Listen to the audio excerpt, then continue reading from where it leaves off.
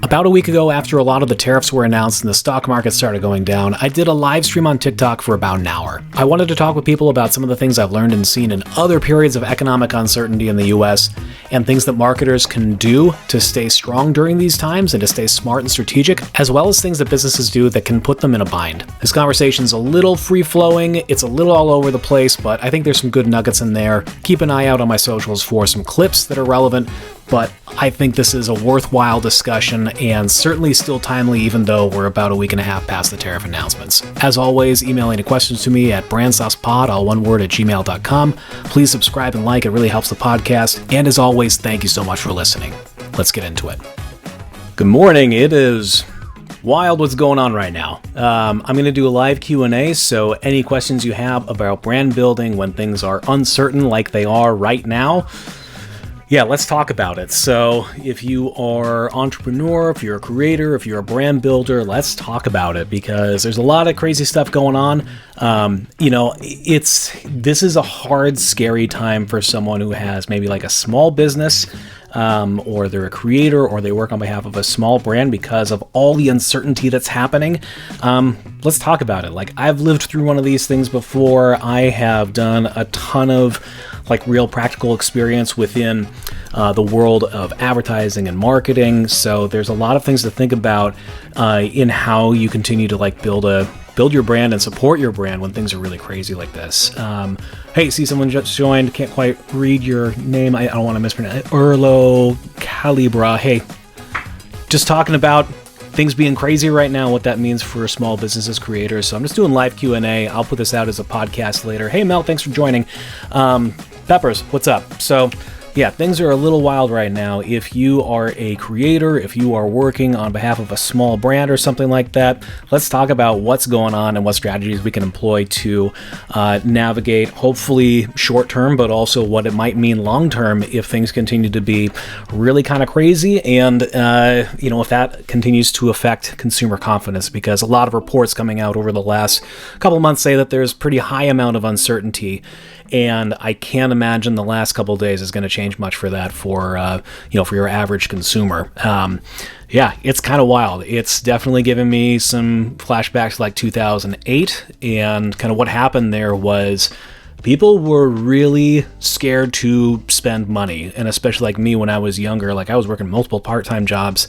I was living paycheck to paycheck, and I was not spending money that I didn't have to or didn't really want to. Now, granted, as a younger guy, part of that was socializing with friends when I could, but I would join up with people after they went to dinner, the friends of mine who still had full-time jobs during that. So just to illustrate that, it's, for anyone who is working on behalf of a brand, has their own brand or startup, things can be scary right now, and that is totally reasonable for both everyone as individuals, as consumers, with probably more inflation on the horizon, but also as anyone who works as a part of a brand. What does that mean? Yeah, it can be scary. Mar, thanks for stopping by. So yeah, if you are working on behalf of a brand, or you have a startup, or you're thinking about doing something, hey, Renee, good to see you. I saw, Renee, you did some sort of a store opening or something. I saw something you posted recently. ¿Qué pasa, amigo? Was that did I remember that correctly? Was that a restaurant that you were at the opening for? Hey, Catalina. Ribbon cutting. Okay, awesome. Love that. How did it go? Sorry about the noise there. Looked like a beautiful day in Chicago. Hey, Kat. So Renee's letting me know what's going on. It says, fantastic. That's great. Love to see it. So I figured I'd just do a live because, one, I don't know what's going to happen with TikTok in the US or the next couple days. We're kind of right back where we were a couple months ago. But also, obviously, a lot of kind of crazy stuff happening in kind of the macro view. And for anyone who is a marketer, works on behalf of a brand, is a creator, this is a time where there's a ton of uncertainty. And that is very warranted to feel that uncertainty. So I just wanted to have an open Q&A, talk about what people are feeling, what they're thinking in terms of, what that means for you as someone who buys stuff, buys food, pays rent, gets clothes, that type of stuff, but also for anyone who is a creator, works on behalf of a brand. What are you thinking in terms of what you might be concerned about, in terms of keeping your brand top of mind and kind of navigating what could be, hopefully, as I said, like a short period of uncertainty, but possibly like it could be the beginning of a longer period too. And that's a scary time. It can put a lot of pressures on everyone as people, and certainly for people who are running a small business or entrepreneur, and that's their, a side hustle, and certainly for a lot of people, their main source of income. So I just want to talk about what, things you can do and what you can think about with all this uncertainty. Hey, Susie. I see 4 joined. Yeah, Cohen. What's up? Thanks for stopping by. Hope everyone's having an okay day. I'll say if anyone has any questions, pop them in the chat there. But also, I'll just kind of talk a little bit about holistically kind of like what this period might mean for all of us right now. And, with people, I think very rightfully so, maybe feeling a lot. Yeah, I'm with you, Renee. Like, it doesn't feel amazing right now. And, for people as consumers, we buy food, we have to pay rent, we, gotta pay for public transit or put gas in the car. I think a lot of people have been feeling a lot of pressures for a long time. And on top of that, I feel like it's going to probably that squeeze is going to feel even more prominent as we probably see prices on a lot of consumer goods start to go up. So for people who work on behalf of a brand, what that means, and again, this is if you're a solo entrepreneur, if you work for a small business, if you're a creator, and you do like affiliate marketing, you sell a digital product or something like that, or you sell your services. It's what do you do when things are crazy like this? And I think part of it, so Renee, you're 100% right. That's exactly what I was going to. Like, you need to continue to do marketing efforts, and that means organic. That means paid if you can afford it, and it means really doubling down on not talking about. This is something I see with like solo entrepreneurs, especially, is they start up and they're just like, okay, I'm going to talk about my brand, and like, I'm so passionate about this. This is why I'm relevant. I love doing this, and for the person that you're trying to sell to, they don't care about that. What does your thing do for me?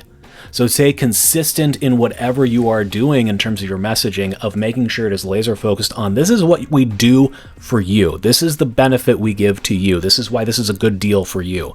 And that doesn't matter if it's more of a inelastic commodity that you sell, and something where people might be a little less price sensitive, but certainly people who do anything where they are. Toasty, thank you for the badge.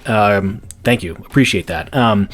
Is looking at where was that train of thought going? It left the station. Let's go back and find it. So talking about for those things that are more kind of like more frivolous purchases, things that are entertainment related. People will still buy those when they are uncertain. When times are uncertain and people are a little nervous about what's going on, people are still going to make indulgence purchases because, buying experiences, buying something nice, like that can feel good. And especially when things feel nuts, people do want to have those things. They're going to be probably more price sensitive to some degree, but if you can make a compelling case for this is what this is going to do for you, this is why it's going to be enjoyable for you, I think you can still find an audience of people who would want to interact and, purchase or work with you, whatever it is you're doing. I think too, and as Renee mentioned, there's a great downloadable article you can find. You just search for IPA and the long and short of it by, oh gosh, I'm totally blanking on the names. Who are the guys who wrote it? This is like a major marketing thing. The long and short of it, I'm gonna kick myself. Benet and Field, of course. Les Benet and Peter Field. So this is a seminal work on marketing efficacy and looking at data and things like that. And one of the things they talk about in the long and short of it, and again, this is a free thing you can download. Just go search it, you can find it and read it. It's really helpful. The point of it that they make is that brands who invest in long-term brand building, and not just like short little spurts of like promotion.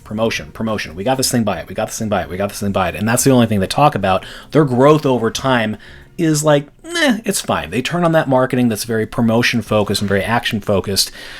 It helps a little bit, but the brands that really succeed are, one, the ones who stay consistent with their marketing. So as Renee mentioned, like, you got to continue to do, whether it is organic, whether it's layering in some paid, whether it's just, doing like cold calling, whatever your business is, staying in front of people and staying top of mind is going to help you long term. And on top of that, being focused not just on the promotional aspect, but what the brand is, what it means for people, what they can take from it. That stuff over time is going to help you grow more than a similar brand that just does a little bit of marketing here and there, and they do it just to be very sales focused. So yeah, things feel weird and crazy. I feel very fortunate that, I'm lucky enough to have a full-time role in an industry that is relatively stable, but I'm very fortunate to be able to say that. This is not, I love doing this. I happen to be taking the day off today. This is not my full-time job, and I'm glad that this doesn't have to be my full-time job, because it's scary. It's really scary. If you're nervous right now, you are totally warranted in feeling that. But in terms of what's going to be impactful, what's going to be useful for you, it's just staying consistent first and foremost. Something else I would say, and I have a free ebook on my site about this, if you want to go check it out, but I'll just tell you kind of what's in there right now, is something I would suggest is, people are going to be very price sensitive right now. And if you are running a lot of promotions to try to help get people kind of over that hump, you need to be careful about how frequently and how much you do in terms of kind of like those deals or sales or price reductions, because too much of that can Renee, you're 100%. I love talking to you last time because you and I are 100% on the same wavelength. If you pull your sales back, or pull your price down too frequently and to too much of a degree, that's just going to degrade your brand over time. And to jump on to what Renee mentioned here in the chat is that, small businesses in general, compared to larger corporations who can also be like marketing dollars averse. Like, I will tell you that, and I think there's some people in the chat who have either currently or previously worked in the advertising industry. Even when things are good, big brands can be a little bit nervous about spending too much on marketing dollars. But think that is just magnified when you talk about a small business and how they react and what price pressures they do, they react to. And pulling back on your marketing budget, especially when things are a little nuts right now, that can put you inadvertently into a real big tailspin, and it can be really hard to recover from that. And again, going back to the long and short of it, from my PA, Les Benet and Peter Field, when you pull back on those marketing dollars, especially as a small business, you get less memorable for your target audience. Like, if you're showing up less than other competitors, and people are going to think of you less when they're in a position to buy from your category, that's just going to be a vicious cycle if you do that. So I know it can be scary when times are as uncertain as they are right now for small businesses, for smaller brands, but now it is crucial to make sure that you don't pull back too much. You can certainly think about what is going to be the most effective for us in terms of reach, in terms of what gives us the best benefit. You can maybe double down on organic stuff and layer that on top of your paid notes. Thank you, Renee. I appreciate you as always. But man, if you pull back too much, like, you're gonna be writing your own future, and it's not gonna be pretty, especially when you are being less memorable, showing up less for people when they have other options. If you pull back and people are already price averse and they think of you less because you're not out in front of them, they're going to be that much more likely to go somewhere else if they get to be in a point where they're like, I'm going to buy from this category. On the podcast last episode, I read a post from Reddit where someone, I think it was somewhere in the EU, who owned a restaurant, and something that they, like, their question was like, hey, sales have been tanking. I'm not sure what's going on. My restaurant is exactly the same. I'm in an area where it's a little bit smaller. People should know who I am. There's not tourism here. And what this restaurant owner talked about, what was kind of buried in the comments a little bit, which was crucial, is that they've been running the same kind of media over and over again, but they really bury the lead. The problem that they had was they had changed their name because there was like some international copyright issue. Their name, they didn't say what it was, but they had taken the name of the restaurant that was the same as some international brand, so they had to change it. And in the comments, people were like, wait, you had to change your name? Did anything else change? Like, no, it's the same model, it's the same food, but the name changed. And everyone was like, okay, so like, what are you doing about that? How are you communicating that to people? And they said, well, we're running some Facebook ads, and we had an article in the newspaper. How do we change the name? So I just wrote brand sauce at the bottom, Renee.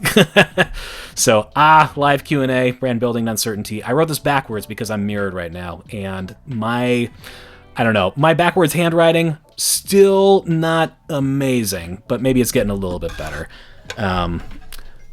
Here, maybe I'll put it right there, the reflection right there. Yeah, so what people talked about in the comments for this restaurant is like, you need to very aggressively market and advertise the fact that your name is different, but everything else is the same. There's definitely probably a lack there because people don't know like that you have changed. They haven't, you've maybe put that out there in the newspaper, and maybe in your mind that change is obvious, but for everyone in your neighborhood, they see new name, they assume new restaurant, new model, new owners, new food.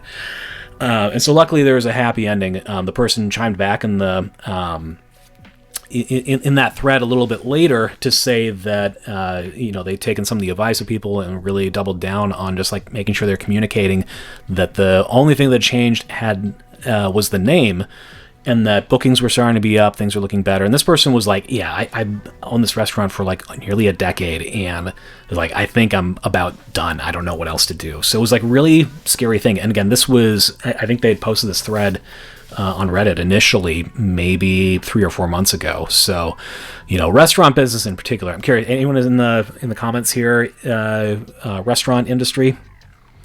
Because that is an industry that, as I think back to the last like real bad downturn in 2008, like that was bad for restaurants. Obviously, COVID was a real challenge for restaurants too. That's a tough industry, and like I love it, but man, it is a challenge, especially with all your input costs, labor, rent. And with that being for a lot of people, like, going to a restaurant, like that's a nice thing. That is not a common purchase. Like that can be something that people are going to pull back on if they feel like they need to save money, they need to conserve money. Like people might be cooking more at home. And so something else that's in the ebook, by the way, that I mentioned. So on the site, totally free email address. I won't email often, but something else I mentioned in the ebook. And again, you don't have to go download. I'm going to tell you exactly what's in there right now. Something I mentioned, especially when things are a little weird and a little crazy, think about what are things you can do within your brand or within your business, whatever it is you do. Can you, instead of just like discounting your existing offering, can you add in a different type of offering? And a different type of offering that is going to, one, maybe be at a lower price point, so it won't necessarily diminish your main thing or your original thing that you do. But can you also have something that is, one, at a lower price point, but also in the old adage, the people who got really rich during the gold rush in the U.S. in the 1800s, it was the people who sold the pickaxes, not the people who went digging for gold, right? So what can you do or provide for someone that is still related to what you do, but is a way for them to do their own thing? So something I saw a lot of restaurants do in COVID that I thought was really smart is, they did a lot of pickup orders, but also they sold drink kits, right? Like, here's the thing, and you can make, a version of the cocktail that we have at our restaurant. You can make that at home, and you can make it with whatever you want. And having that be just like another way to get kind of like that check average up, and do something a little bit different instead of just like, well, here's the food. Instead of coming and eating it, you can get it here. It's making it a little bit different and saying, here is something that is available for you to use. It's going to be a little bit different experience. We're putting the power in your hands. So maybe it's going to be, compared to buying a drink at a restaurant, this takeaway kit that you can make. I don't remember off the top of my head the ones that we got, but I think they were certainly like less than you would pay, when you're sitting down, but still, a way for them to get those check averages up and offer something that was going to be still relevant to people in a way where they would be interested in, in making that purchase. So what are things, let's see. Hey GeoCam, hey Daddy Pig. We're talking about things feeling a little crazy right now, and for anyone who is a solo entrepreneur who works on behalf of a small business as a creator, this can feel like a really weird time. Everything that's happening right now with the broader economic kind of viewpoint. I think a lot of people, a lot of surveys have shown a ton of continuing kind of consumer uncertainty. A lot of people have felt that since 2000 from the pandemic. Like, a lot of those pressures haven't really alleviated for a lot of people, even if over arguably the last couple of years, like maybe the stock market has leveled out. I think people as individuals, a lot of people still feel like, because prices on a lot of things that got jacked up during the pandemic didn't come down. And I think everything that's happening now is going to exacerbate not only the macro output, but also I think a lot of things, and I'm speaking more specifically for US-based consumers, but I think this could have global impacts that, this could lead to another price increase on a lot of different goods for people. And so that is going to be a real pressure for anyone who needs to buy anything, and most of us need to buy things. This will be a pressure to some degree for larger corporations, but I think they'll be able to navigate it a lot better than others. And certainly this will be a really big pressure for smaller businesses, startups, solo entrepreneurs, things like that. So just want to do like a little bit of Q&A. I think Renee's still here. I can see you up in the corner. I can see a couple people up at the corner, but just curious, like, I've been riffing for a little bit. Anyone have any questions, or what's anyone feeling? What's the state of kind of like whatever, business you work on behalf of, what's going through your head right now? We talked a little bit earlier about how, especially for small businesses in this type of environment, it's really important to keep things going, like keep your marketing efforts on. And that is certainly continuing to do really aggressive organic where it makes sense. Keep in touch with your existing customer base, but also, as much as you're able, try not to pull back too much on any of your paid advertising. Something that on that end, again, there's another thing in that free ebook there. This was more in 2008, but I think actually what happened as a part of that kind of pullback and recession is that, especially in digital media, I think a lot of those prices for doing digital advertising, I think actually dropped a little bit when there was maybe less overall volume, less businesses, and less competition. We'll see whether or not that happens currently in like this current scenario. What happens? Hey Gabby, thanks for stopping by. It's really, I don't have a crystal ball. I don't know whether or not digital marketing is actually going to be cheaper for people in industries, depending on what happens with platforms. But also, a lot of the platforms are a lot more mature than they were in 2008. Like Facebook and Instagram, like that is just a massive infrastructure of so many different like ways to advertise and promote things. Same with YouTube and even like LinkedIn, TikTok as well. TikTok, if it remains in the US, we will see. So because these are more established platforms now and they are beholden to shareholders,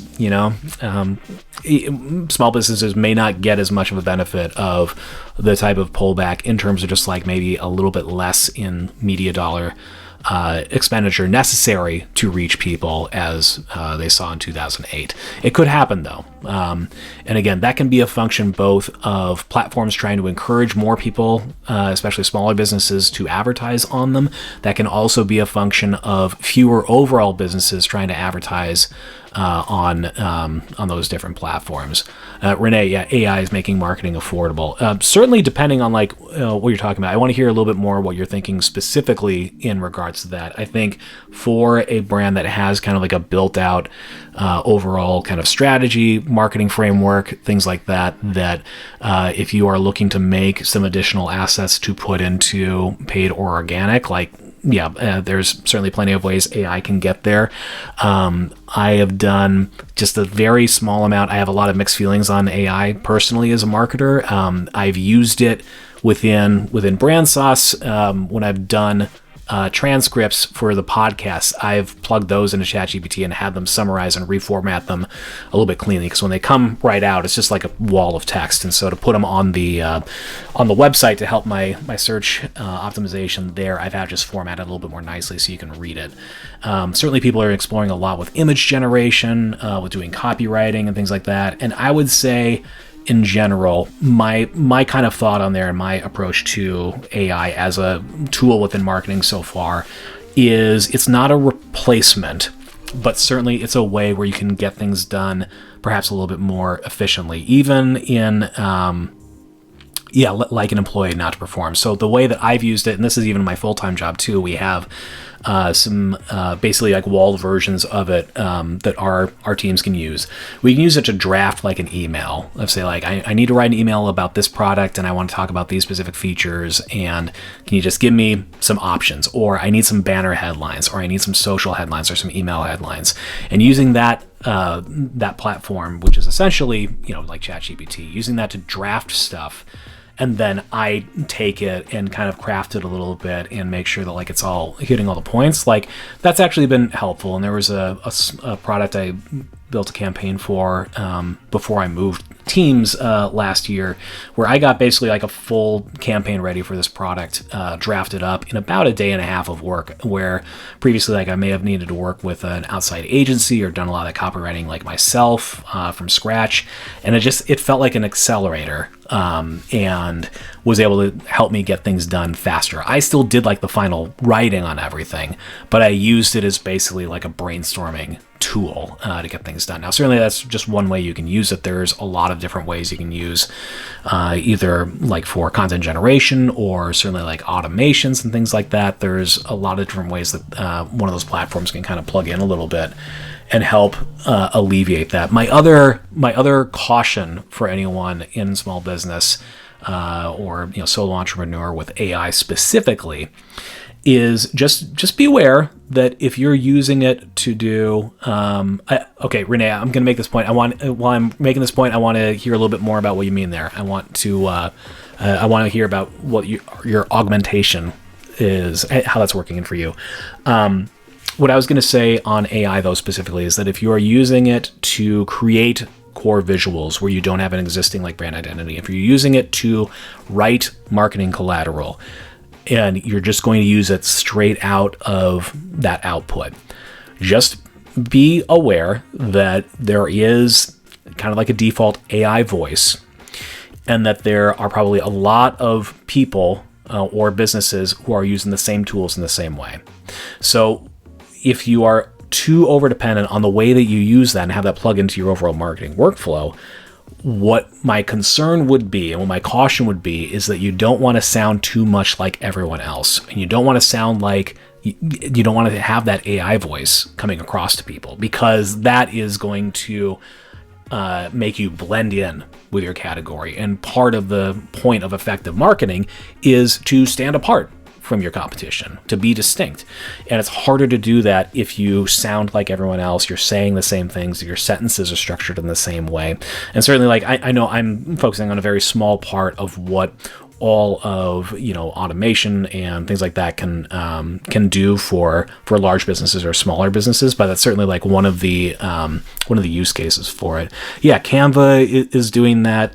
There's plenty of creators within this platform who talk about the Canva logos and just like how using something that everyone else is going to use is not going to be a really great way to stand apart when you look like everyone else. One creator I like a lot that I'll stitch her stuff is Christina Super Lunar Design, I think her name is, and that's like one of her big things is just like talking about like how much Canva logos can suck and how they just kind of blend in with everything else. And something interesting that she does in some of her content, if you're interested, is showing how she would take a default out the box Canva logo and kind of make it something a little unique and distinct. I will say, so I'm not a designer by trade. I know good design when I see it. I like it, but I can't do it, and that's okay because that's not what I do, full-time or part-time. But I will say for brand sauce, the stuff I have, like, it's mostly like kind of riffs on some stuff that I found within Canva. I've done a lot of work to try to make it my own thing and make it a little distinct, and I try to use it consistently. But also it's like this, if I was trying to make this business or this account, this brand be more than it was, and I was able to have a lot more stuff coming in, like one of the first things I would actually do is work with an actual designer to make it a whole identity system be a little bit more distinct. And again, I think especially when things are a little crazy, like they feel like they're going to be, having a brand that is distinct, is memorable, that sticks out. Renee, see you next time. Thanks for stopping by. As always, I'll see you in the feeds.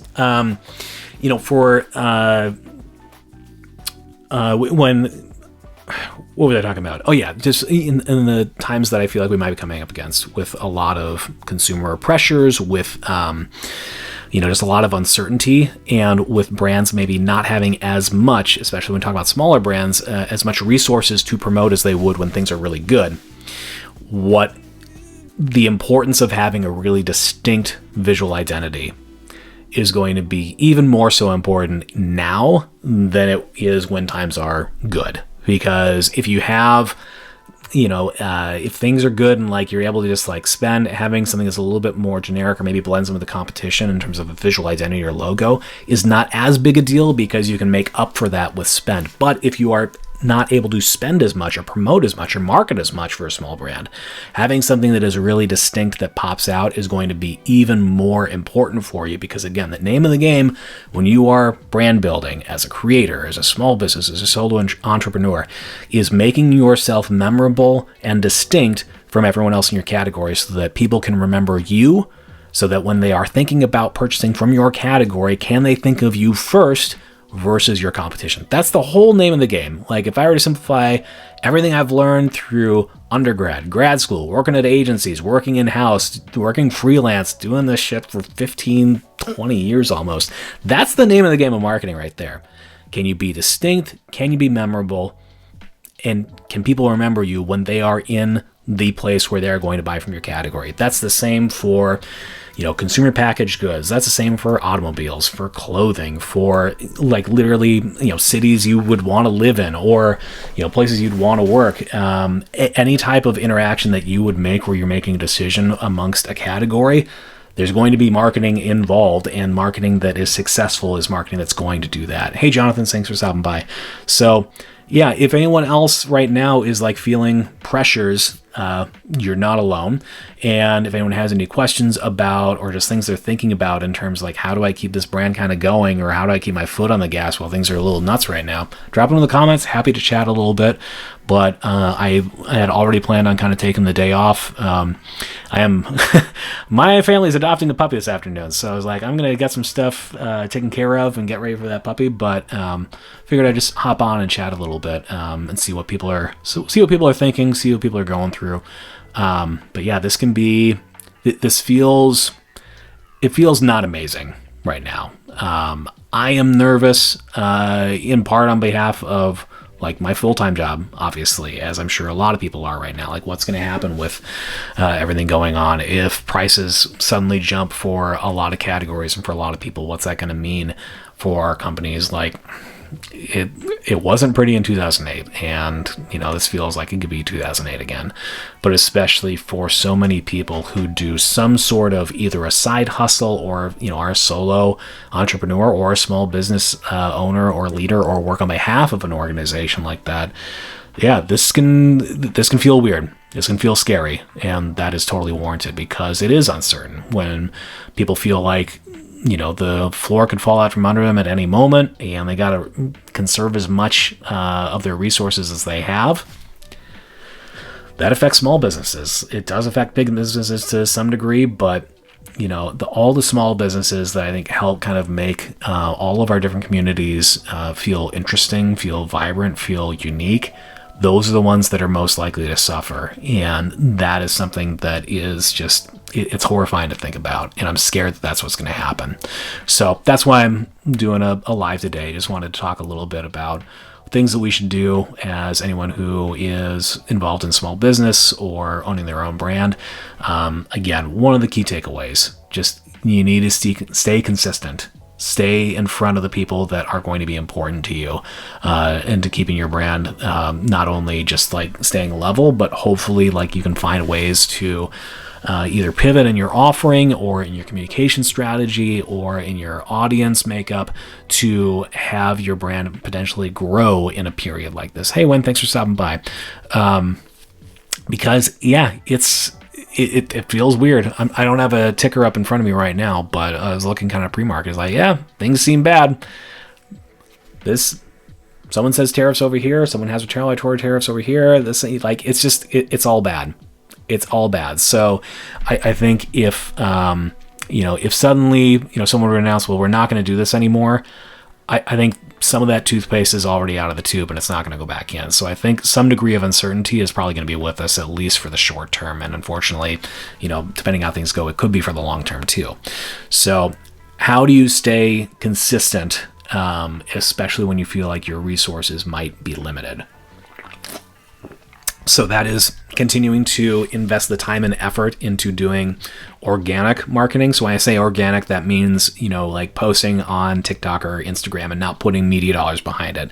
That means continuing to send out emails to customers and trying to set up referral programs so your existing customers can find like-minded potential customers for you, for your business.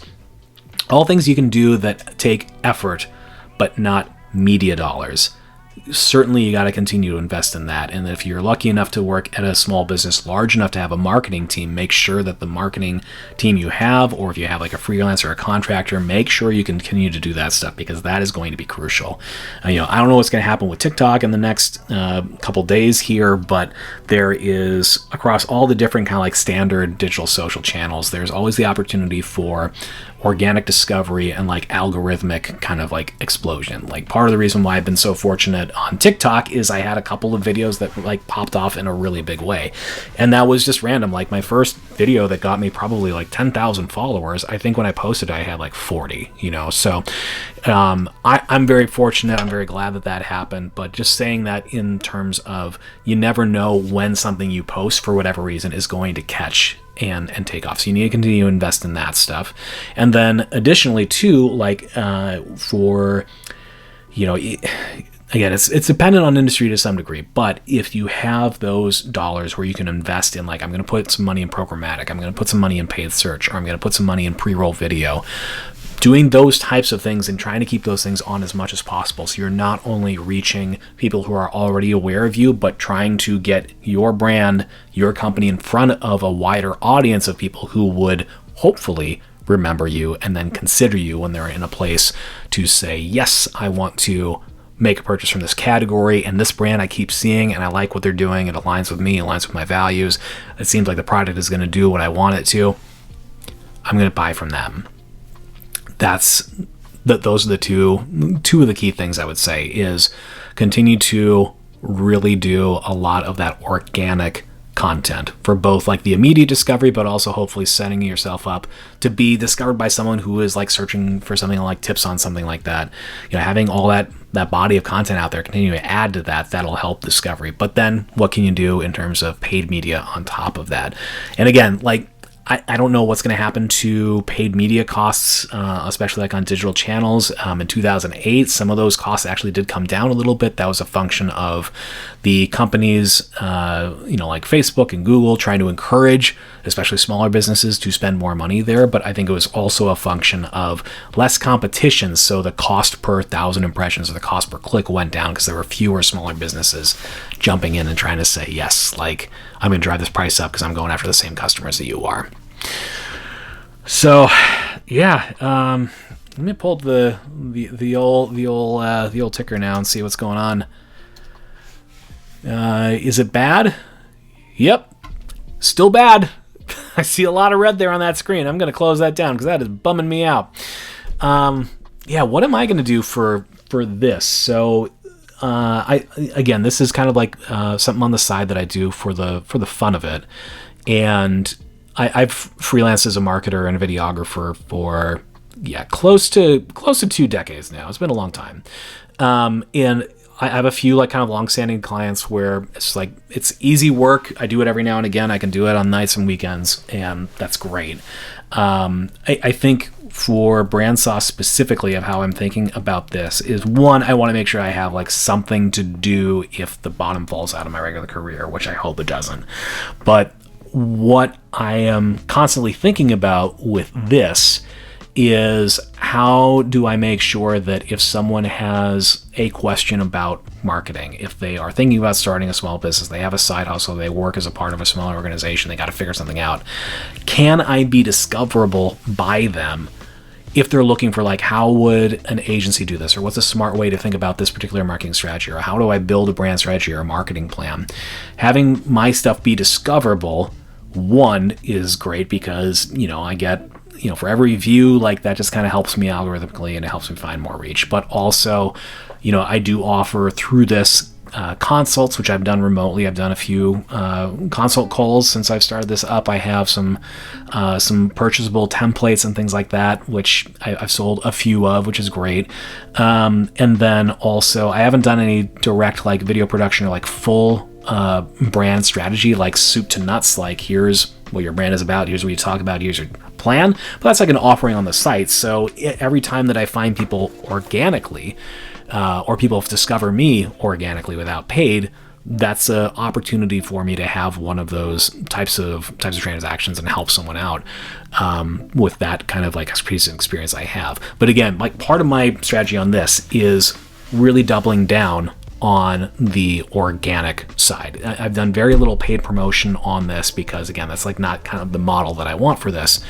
But certainly, especially as things continue to look uncertain and a little scary, I'm going to continue to do organic content. I'm going to try to sprinkle in some things that are a little bit more specific. Like I have a drafted video right now on like, here's how you build a brand strategy in the Get to Buy framework. I'm just going to walk you through how to do it real quick, figure it out. And there's not going to be any promotion or anything like that in there, but if people see that and they're like, this makes sense, and they save it, maybe they check out my profile, maybe, a fraction of a percent of the people who would see that video would potentially like down the road be someone who would at least sign up for emails, and if they have a specific question, like hire me for like a short-term or longer-term consult or something. So that's a specific, like, it's a very specific industry and kind of like business case. But I think if you have a restaurant or you have some other type of, service-based business that is local, it's the same kind of thing. Like, what can you do to not only make sure that any existing customers you might have stay aware of you and what you're doing, what you're offering? Can you change your offering a little bit or add different levels of service on there to meet people maybe where they're at in terms of their comfort in spending money? And can you layer in on top of that paid digital promotion to reach a slightly wider audience? There's a lot of different ways you can think about that, of the paid component of it. But as we talked about a little bit earlier in the chat and on screen here, is that when things are like they feel right now, when I pull up the stock ticker and things are real red, and they've been real red, and it seems like they're going to continue to be red, a thing that a lot of small businesses will do is they'll feel out this environment, and one, they will pull back on their marketing dollars, which is not great for long-term growth and sustained growth.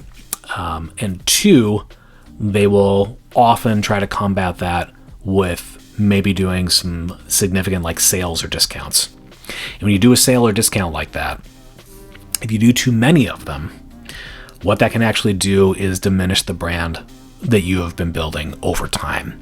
So if it's the type of category where someone's just going to buy from you one time and that's going to be it, that's maybe not as big a deal. But if you are selling a consumable good, like if you're in consumer packaged goods and you're selling, like canned water or something like that, if you are cutting yourself down by reducing your price over time, it becomes more commoditized and people care less about that particular brand. So that's why you see, some like a luxury brand, you don't see them cut price too much. Now, granted, like there's different levels of that things, and there are brands and companies who are very comfortable playing like we're in this budget space here. So maybe the effects that they would feel long term would be a little bit less.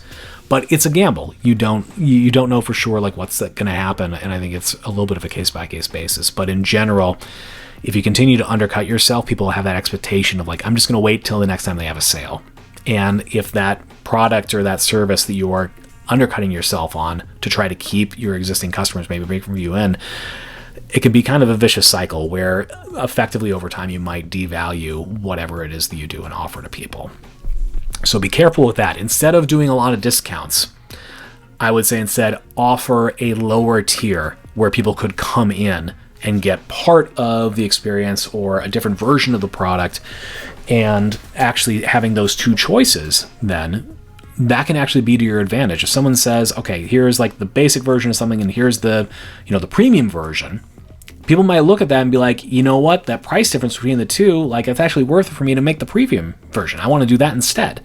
So that can be a way actually to help not only grow your overall audience of consumers, but potentially a way to, in a soft way, sort of upsell a little bit, where if you're not feeling like you're losing money on that budget version of whatever new thing you roll out, you might be selling more of the premium version. So, I think it's very easy to say and a lot harder to do, to try to not panic. Try to just, be steady, be thoughtful. But if you are going to pull back on media dollars, on media spend, based on kind of what we're seeing and anticipating maybe some consumer hesitation, I would say look very carefully at how much all of the different channels that you're using are costing you, and how much you're able to track what they are doing for you and how much business they're bringing in. Because that can be, maybe in a way, like say, for example, if I'm doing YouTube pre-roll, I'm doing paid search, and I'm doing promoted TikToks, for example, right? If those are like the three things that I'm doing, and I see, all right, paid search is like, it's costing me a ton for every click, but it brings in X amount of dollars. And YouTube pre-roll and TikTok promotion, like it seems like I'm reaching equivalently the same amount of people, but the cost is a little bit different. Maybe you pull back spend in one channel and push it up a little bit in the other, because like maybe you'll be spending less money overall but still getting equivalent eyeballs. Like that's the kind of math that you need to do. Like instead of just pulling back on everything and saying we're not going to spend anything, you could instead say, okay, where are we getting like the most mileage in terms of overall reach for people, or in terms of click through and people actually coming through and like making a purchase, if you have an online version of a purchase funnel for your business. So yeah, again, for me, I think my MO on BrandSoft specifically is going to continue to be investing in organic, doing a little bit of email marketing, and maybe shifting a little bit of my content to focus a little bit more on some of like how to do some of these things, because some of that stuff has performed well in the past. Some things that have done pretty well on reach, not surprisingly, have been like when I've talked about Detroiters, or I've talked about corporate rebrands. Like there's, I talked about the Tropicana rebrand fiasco from years ago, like a lot of creators have, and that one happened to catch on. A more recent one was on the Lyle's Golden Syrup rebrand. For any EU Anglophiles in the audience, you'll know that brand, but I talked about that. And that stuff, because people understand that brand and they want to see a little bit more about it, that's an organic way for me to reach a little bit more people, but that doesn't necessarily do a lot to talk about my brand and what I do. So similarly, for a lot of other brands that do organic content, especially like in TikTok, something that you see some brands try to do is jump on like whatever dance trend happens to be going on a platform, right? And on one hand, like a brand doing something like that where people are enjoying things and, they will watch like, oh, I understand this like a little music hook, or I understand this camera setup. Like that can be a way for a brand to reach more people. But if your brand is all about just doing that type of trend hopping, you're not doing a lot to actually build your brand. And actually, I will say, a lot of people don't like seeing brands hop on that kind of stuff anyway. So it may be a double-edged sword. So think about what is going to be interesting to the people you need to reach, the type of people who buy from your category, who hopefully buy from your business. What can you do for them that's going to be interesting, that's going to be relevant, but also hopefully be something that's going to be distinct and ownable to you. I think actually for me, that's one of the things I've been lacking in a little bit in my last couple months of organic content within here and elsewhere, is that a lot of what I've done has been good for maybe like finding eyeballs, but not talking about me and my POV and what I do. So similarly for you, like if you have a makeup brand, if you have, if you're a real estate agent, if you do any of these other things, if what you're doing is not related to what you do. If you're just doing a trend to try to be on a trend to try to get eyeballs, that may not be the best way actually to do organic marketing, especially when things are kind of a little uncertain right now. So let's see, what time is it? 9:30. Was I going to go for 45 minutes? I don't remember. That's all right. I'll keep talking a little bit. If anyone else has any comments or thoughts or things that they're thinking about or dealing with, drop them in the chat right now. Happy to talk, answer any questions. I'll do it from the POV of me being a creator in this space, but also me having worked in the ad agency space for a lot of really large clients, for me being in-house at a Fortune 500 right now in the marketing department, kind of the things that I'm thinking about on all those different lenses. And I've worked with a ton of small brands, startups. I worked on a apparel startup a couple of years ago, did marketing support for them. I've worked on a lot of nonprofits in my local community here. So I've seen a lot and I've thought about this stuff a lot, and I've lived through, something kind of crazy like this in the past too. So any things that you're thinking about or you're worried about or you want a gut check, drop them in the chat. Happy to talk about it. Otherwise, I'll just keep hanging out and keep talking about other things that I'm thinking about. For my for my full-time role, it's not this. It's a more specific audience, and I think in general that industry is probably less sensitive to economic upswings and downswings. It doesn't really react to that, but certainly we do have a lot of pressures in terms of keeping our media budgets in check. For example, there's one on a couple products right now, something we're working against is one of the channels that we've used has kind of dramatically increased their price for reach on a particular platform and network. And what myself as the marketing manager and my team and my digital marketing partners are all looking at is okay, if this is going to cost us this much and here's what we can get out of this platform and here's the type of data we can see, what can we do in substitution of that? Where can we replicate that reach in different channels for equivalent or less money? Because the cost has gone up so much. We don't want to turn off our advertising efforts, but can we be a lot more efficient with them? And I think the answer is we can. So that's something we've been talking about a lot. We don't have a solid plan in place yet, but those are the conversations we're happening, is that, we want to make sure that we're able to track, are people coming through to the website? Are they filling out a form? Are they just spending time and learning about what we offer? We're getting on the platform that jacked up its prices a ton. We were getting some decent metrics out of it, but we weren't necessarily able to tie all the way through. If you think about a classic sales funnel, can we tie people seeing us here in this particular channel all the way down to they made a purchase and this is how much money we made off of it. There are other channels we might be able to spend an equivalent amount of money or maybe even a little bit less where we could see that type of that data, which would certainly be super helpful for us. So that's certainly something that we're looking at. And that's even outside of all the economic stuff that's happening right now. But that's just us trying to think, how can we be more efficient and economical with the spend that we do have? For a smaller business, I think, especially, again, things feel very uncertain right now. Turning off paid media, if that's been a part of your marketing strategy, that is going to potentially start a very ugly kind of perpetual cycle of just less overall reach, which means less overall sales, which means less money to spend, which means less investment in outreach, which means less sales coming in. And it can just be this really ugly spiral down to the doors being closed permanently. So as I've said a few times on this stream, yeah, things are scary. You want to maybe conserve some of your funds and not spend crazy on advertising. But instead of saying we're going to turn off advertising, understand you're very likely just going to be turning off the spigot of incoming business. You're going to severely limit the amount of people that are buying from your brand. And I think this is broadly true across a lot of different categories. Instead, think about what can we maybe make up for with paid with really effective organic, email, direct outreach, or just organic posting, or maybe stepping up our organic posting within like TikTok or Instagram or other channels.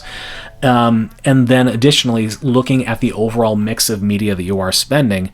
How much are you spending in each channel? How many eyeballs are you reaching? And are you able to track those through to sales? And looking very critically, it's like, all right, channel A is costing us this much money, and we're maybe getting this many eyeballs, and then channel B is costing us this much money, but getting us equivalent amount of eyeballs. And maybe they're a little bit different, but if you can pull back on the spend here and maybe even bump up a little bit, are you actually in totality reaching more eyeballs with less spend? That's something you should be doing no matter what is going on, but certainly when we're in an environment where people are going to be very conscious of the money that they're spending on media. Because as someone mentioned, Renee mentioned in the comments here at the beginning, that one of the first things typically that a small business will do when things are uncertain is they're going to turn off their marketing dollars.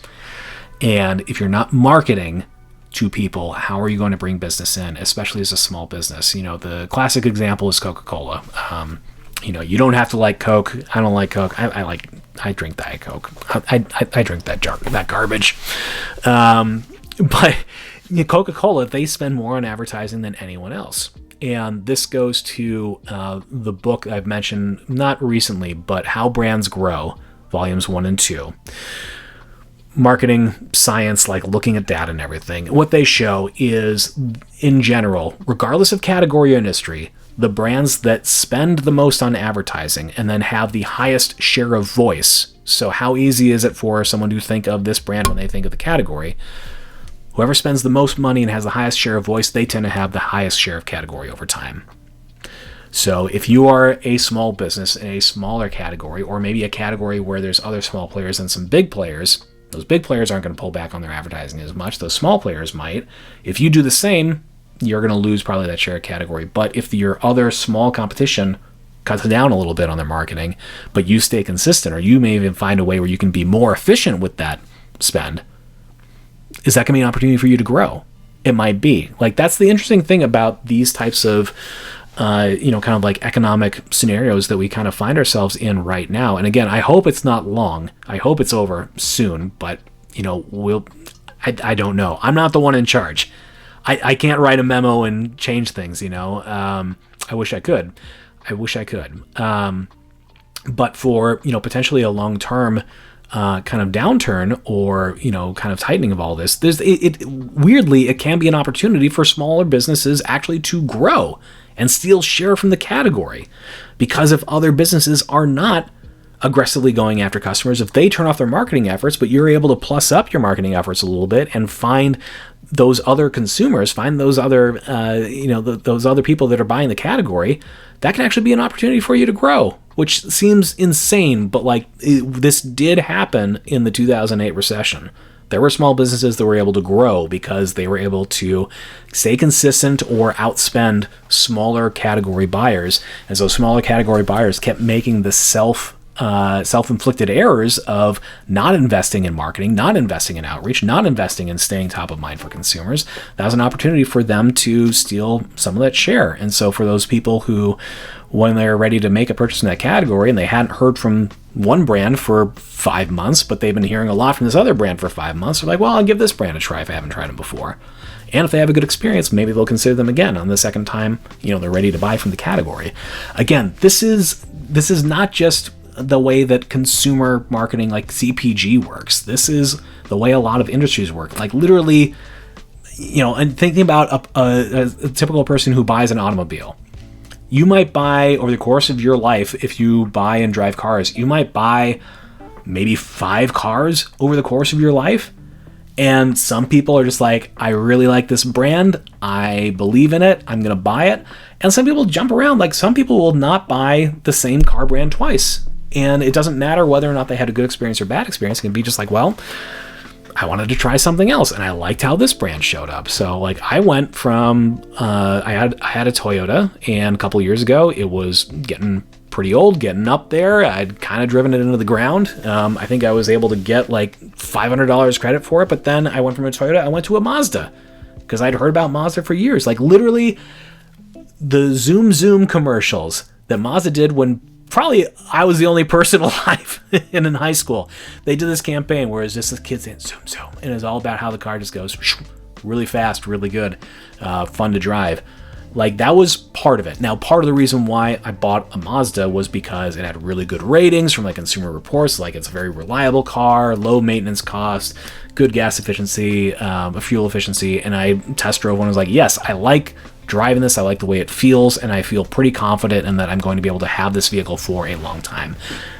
That auto industry, like that experience in the same kind of math I'm talking about, it's not dissimilar from how people buy bread or people choose buying a soft drink or something. Consumer some things that they purchase like multiple times a month versus maybe once every 10 years.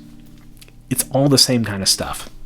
And again, the name of the game, whether things are good and consumers are happy and they're able and willing to spend money, or if they're more like now where we are at the end of an extended period of people feeling like their dollar is not going very far and they're maybe nervous about making purchases. And especially right now, like last 48 hours, there's probably been some people who have been, stocking up on some staples and stuff because they're worried about what things are going to cost. Even when things are like this, the name of the game in promoting your small business and building your brand is staying consistent in front of people, not only the people who have already bought from you and buy from your category, but other people who are unaware of you. Can you continue to grow that overall reach and build out that mind share? Because the more likely people are to remember you, the more able they are to remember you when they are ready to buy from the category that you play in, the easier it is for them to remember you, the more likely they will be to buy from you.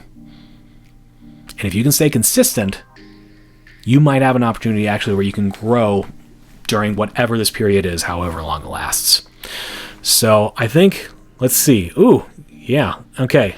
I got a pop-up notification from TikTok that my live is going to be done in a little bit, or at least I've gone to the time I have. So again, thank you everyone for stopping by. I'm not going to turn off right now. If anyone has a question or is thinking about something, I'm just curious, like for people who are watching right now, anyone have a small brand, work on behalf of a small brand, work in marketing, anyone just like concerned as a consumer of like, I'm worried, coffee is going to be more expensive. My wife likes to bake, and like, I'm thinking, do I need to buy some vanilla right now? Because vanilla might go through the roof, right?